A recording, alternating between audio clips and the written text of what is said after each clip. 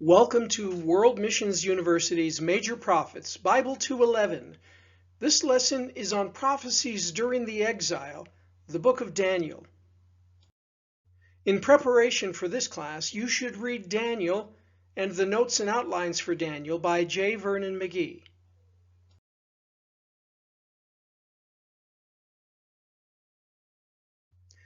Daniel was a Jewish captive born in Palestine but taken captive in the first deportation in 605 BCA during the reign of King Jehoiakim. He lived in Babylon from 605 to 536. Ezekiel speaks favorably of Daniel several times, like in Ezekiel 28:3. Are you wiser than Daniel? Is no secret hidden from you? Daniel was a man of purpose. For example, in Daniel 1:8, but Daniel resolved not to defile himself with the royal food and wine, and he asked the chief official for permission not to defile himself this way.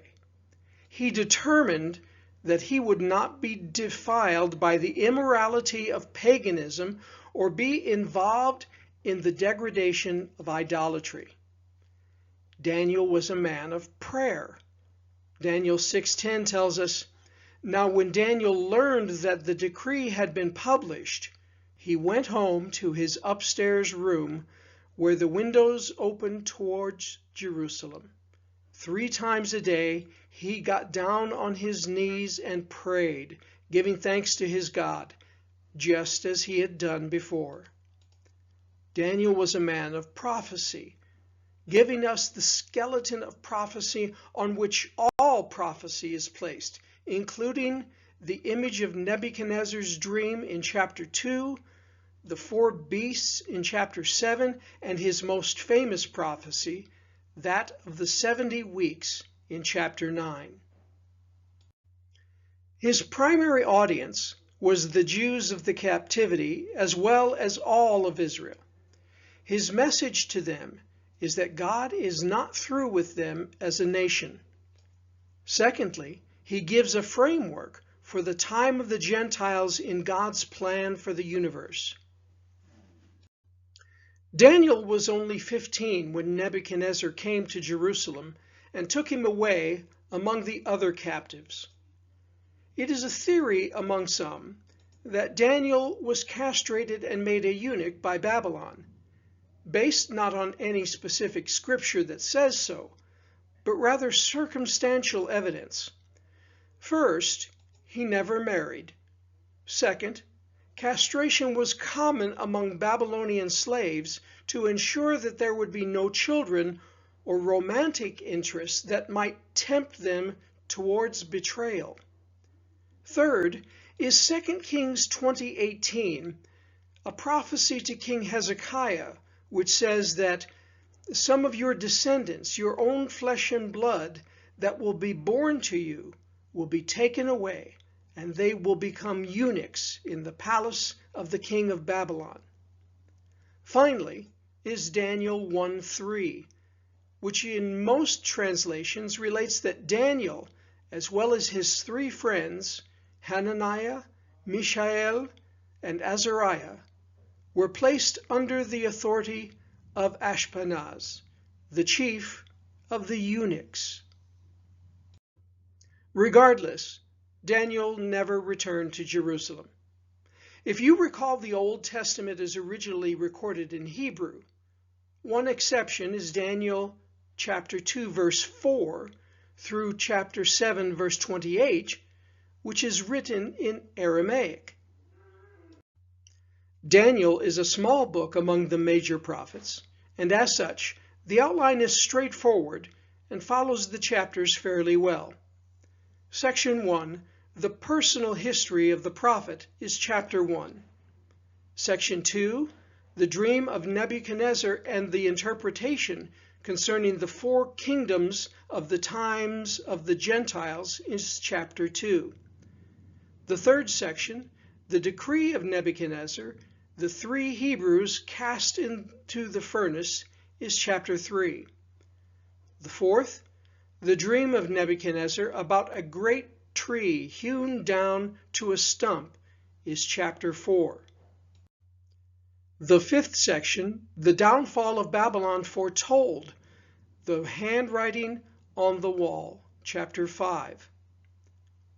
The sixth section, the decree of Darius results in Daniel being cast into a den of lions in chapter 6. The seventh section, the vision of 4 beasts in chapter 7. And the eighth section, a vision of a ram and a he-goat and another little horn in chapter 8. The ninth section is the vision of 70 weeks in chapter 9, to finish the transgression, to put an end to sin, to atone for wickedness, to bring in everlasting righteousness, to seal up vision and prophecy, and to anoint the most holy. The final section, the prophetic history of Israel, is chapter 10. I mentioned Daniel's most famous prophecy, the 70 weeks. While we won't go into detail, I will give you an outline. A key Hebrew word here is shabuya, a unique word which literally means sevened. The King James interprets this word here as weeks. Most modern translations show this word as a group of 7 somethings, namely 7 years. So an aid to understanding this prophecy is to substitute a set of 7 years for weeks, which would make it read thus: 70 sevens, or 70 groups of 7 years, or 490 years, are decreed for your people and your holy city to finish transgression, to put an end to sin, to atone for wickedness, to bring in everlasting righteousness, to seal up vision and prophecy, and to anoint the most holy. Know and understand this: from the issuing of the decree to restore and rebuild Jerusalem until the Anointed One, the ruler, comes, there will be 7 sevens, or 49 years, and 62 sevens, or 434 years. It will be rebuilt with streets and a trench, but in times of trouble. After the 62 sevens, the 434 years, the Anointed One will be cut off and will have nothing. The people of the ruler who will come will destroy the city and the sanctuary. The end will come like a flood. War will continue until the end, and desolations have been decreed. He will confirm a covenant with many for 1 7 or 7-year period. In the middle of the 7, he will put an end to sacrifice and offering, and on a wing of the temple he will set up an abomination that causes desolation until the end that is decreed is poured out on him. In preparation for the next class, you should read Ezekiel and the notes and outlines for Ezekiel by J. Vernon McGee.